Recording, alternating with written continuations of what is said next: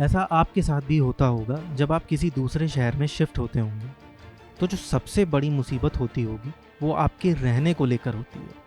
एक तो नया शहर होता है, ना किसी से जान पहचान और ना ही कोई जरिया हो कि रहने की व्यवस्था की जा सके। इसके लिए हम कम किराए में घर भी ढूंढते हैं। अगर कोई छोटे शहर से बड़े शहर में जाता है तो फिर किराए का घर ढूंढना काफ़ी मुश्किल हो जाता है, क्योंकि वहाँ जो घर मिलते हैं वो काफ़ी महंगे होते हैं।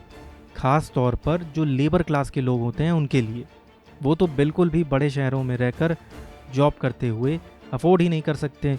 उनकी सैलरी का एक बड़ा हिस्सा तो रेंट देने में ही निकल जाता है। इसीलिए अगर आपकी भी योजना कहीं बाहर जाकर रहने की है तो आज की ये खबर आपके काम की है।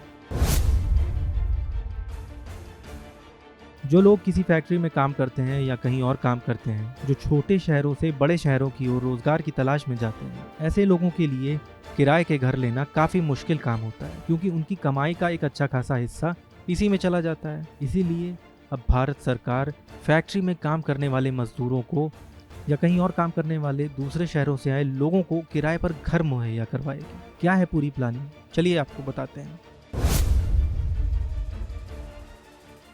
साल 2024 के बजट में भारत सरकार द्वारा कामगार मजदूर जो छोटे शहर से बड़े शहरों की ओर काम की तलाश में जाते हैं, उनके लिए पीपीपी मॉडल यानी पब्लिक प्राइवेट पार्टनरशिप के तहत कम कीमत पर किराए के घर उपलब्ध करवाए जाएंगे। इस बात की जानकारी बजट 2024 पेश करते वक्त वित्त मंत्री निर्मला सीतारमण ने दी। सीतारमण ने बजट 2024 में पीपीपी मॉडल के तहत शहरों में काम करने वाले मजदूरों को किराए पर सस्ते घर मुहैया करवाने का ऐलान किया। इन घरों को डॉर्मेट्री की तरह बनाया जाएगा और इनमें प्राइवेट कंपनियों की भी पार्टनरशिप होगी। इन इमारतों का निर्माण खास तौर पर फैक्ट्री और जहां कामकाज हो रहा होगा उसके नजदीक ही करवाया जाएगा।